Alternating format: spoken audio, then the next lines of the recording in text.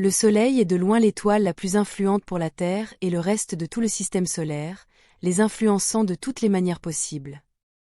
Logistiquement parlant, le Soleil impose sa fréquence sur les autres objets du système solaire, en particulier sur ses planètes, en raison du principe de fréquence dominante.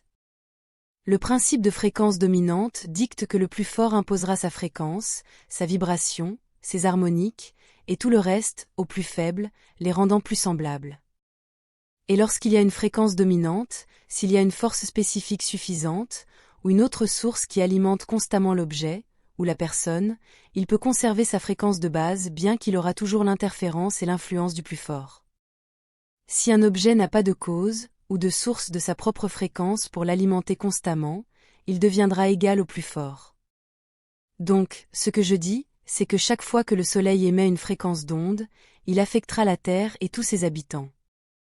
Le Soleil n'est pas une étoile jaune, il est blanc, et vous le percevez seulement comme jaune en raison de l'effet de filtrage de l'atmosphère terrestre.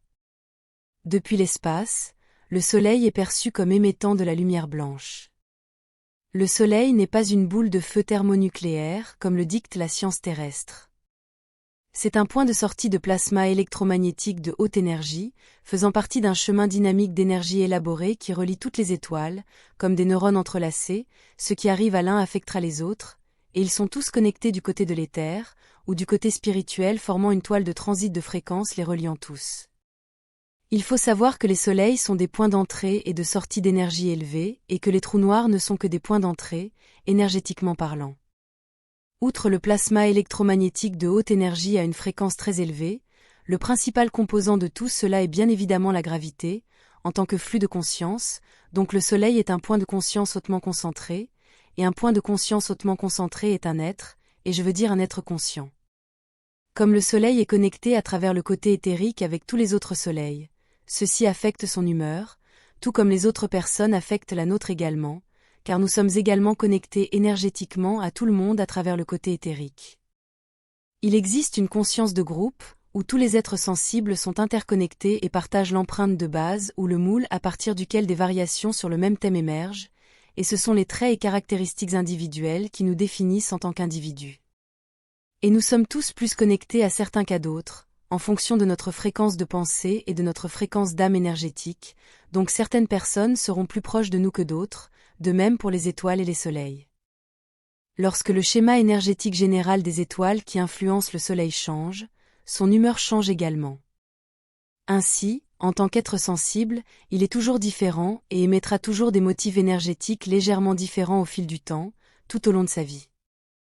Les variations d'humeur les plus remarquables sont les éruptions solaires et les taches solaires. Une éruption solaire est un point d'énergie haute fréquence et hautement concentré. Les taches solaires et les trous coronaires sont des points de faible fréquence et d'activité faible.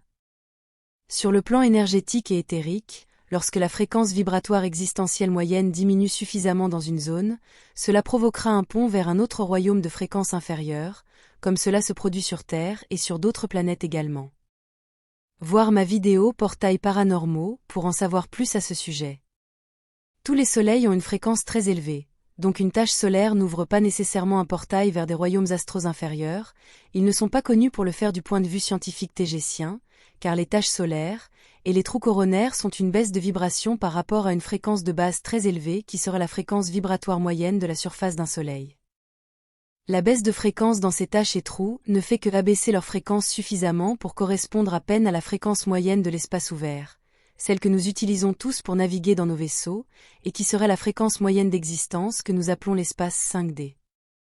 Je dois insister sur le fait que, comme mes amis et ma famille ici l'ont partagé auparavant, il n'y a pas de densité en tant que telle, il n'y a qu'un gradient infini de fréquences plus basses à plus élevées, et la gamme de conscience de chaque observateur sensible est ce qui détermine une densité. Cela signifie qu'il y a autant de fréquences existentielles que d'êtres sensibles. Les densités en tant qu'être sensible sont telles que chacun détient sa propre gamme de perception au sein de cette échelle infinie, et un royaume partagé, ou une densité partagée d'existence avec de nombreux êtres sensibles n'existerait que lorsqu'il y a des accords de perception mutuelle entre tous ces êtres conscients. Les accords sont ce qui définit une densité et sa gamme de fréquences, ce qui nous ramène à une autre phrase de base, vous ne vivez pas dans une densité, vous êtes une densité. Une densité plus élevée ou plus basse est définie par la fréquence moyenne des pensées de l'être sensible ou des êtres qui la créent, et plus la fréquence est élevée, plus les données sont traitées en raison d'une conscience plus élevée. Et comme il y a une conscience plus élevée, l'être sensible peut percevoir davantage de ce qui se trouve dans le champ d'énergie potentiel qui l'entoure, il aura donc plus en commun avec d'autres êtres sensibles, plus dans sa fréquence que ceux ayant une conscience et une perception moindres. En conséquence, en s'accordant avec les êtres sensibles ayant une conscience plus élevée et non avec ceux ayant une capacité de conscience et de perception moindre, chaque groupe définira alors sa densité d'existence en fonction de ceux avec qui il s'associe et des accords de perception qu'il partage en commun. Une conscience de perception plus élevée d'un royaume d'existence convenu, ou d'une densité d'existence signifiera que l'être sensible peut percevoir plus de détails sur tout ce qui se trouve dans ce royaume, et cela permettra à l'être de comprendre, et donc de percevoir des dimensions plus complexes ou plus compliquées.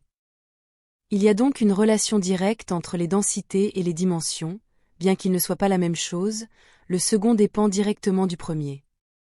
En revenant au Soleil, chaque tache solaire dans chaque trou coronal est alors un portail, et peut être cartographié et utilisé par des vaisseaux spatiaux, créant ainsi un système de transit par trous de verre, entrant et sortant des étoiles, que d'innombrables civilisations stellaires utilisent depuis des éons. Les étoiles peuvent être utilisées à la fois comme point de sortie et point d'entrée, et les trous noirs ne peuvent être utilisés que comme point d'entrée, mais ils sont toujours dangereux donc ils ne sont pas vraiment utilisés car les pressions dynamiques et les contraintes sur un vaisseau sont tout simplement trop élevées et imprévisibles.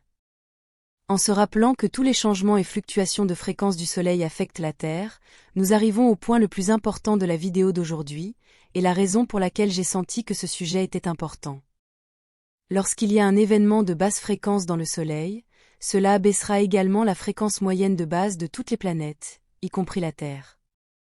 Cette activité de basse fréquence dans le Soleil est presque toujours corrélée à de grandes quantités ou à des taches solaires et des trous coronaires anormalement grands.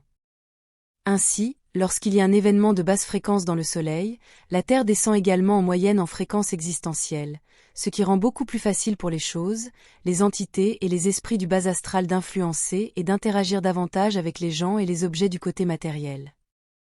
Cela signifie qu'ils ont plus d'influence sur le monde des vivants. Les personnes informées sur Terre, y compris beaucoup dans la Kabbale, utilisent cette connaissance pour faire leurs rituels hideux, pour amener leurs entités sombres dans le monde matériel. Il y a une corrélation claire entre l'activité des taches solaires et les rituels de la Kabbale qui contrôlent la Terre, ainsi que les sacrifices et toute activité paranormale. Le Soleil suit généralement des cycles de 11 ans, et lorsqu'il y a un soi-disant maximum solaire, le nombre de taches solaires augmente de manière spectaculaire, abaissant ainsi la fréquence de la planète. Ironiquement, un maximum solaire signifie une production de fréquence plus basse, et non plus élevée comme on pourrait s'y attendre, bien que certaines plages de fréquences mesurables puissent également augmenter. Il y a une corrélation claire entre le maximum solaire, l'activité des taches solaires et les événements historiques importants qui ont changé ou altéré la civilisation humaine d'une manière ou d'une autre. Ces maximums solaires ne se produisent pas seulement pendant le cycle de 11 ans, ils se produisent de manière sporadique à tout moment, mais ils ne sont pas toujours facilement détectables ou rapportés au grand public. Je crois qu'au moins certains de ces événements historiques ont été causés par la fréquence et l'interaction énergétique entre l'astral et le physique, et ont été causés par des entités astrales inférieures capables d'accéder au monde des vivants pendant ces maximums solaires. Et ces entités ont été aidées par des rituels hideux et des sacrifices effectués par des membres de la Kabbale qui les leur offrent en échange de faveurs et de pouvoir. Je suis également convaincu que le simple changement de fréquence énergétique est suffisant pour provoquer des événements altérants, tant positifs que négatifs. Des exemples d'événements historiques survenant pendant ou près des maximums solaires sont la Révolution américaine, de l'année 1776 à 1787, maximum solaire en 1778. La Grande Révolution d'octobre en Russie, maximum solaire en 1917. Les tours jumelles du 11 septembre 2001, maximum solaire en 2001. Ce ne sont que 3 exemples d'une très longue liste d'événements qui peuvent être liés au maximum solaire et à l'activité des taches solaires. Faites des recherches en ligne et vous verrez la connexion claire. Les taches solaires sont des portails, aussi simples que cela, et elles causent également, ou facilitent l'ouverture d'autres portails lorsqu'elles sont dans leur zone d'influence. Parce que tout est connecté, surtout les portails.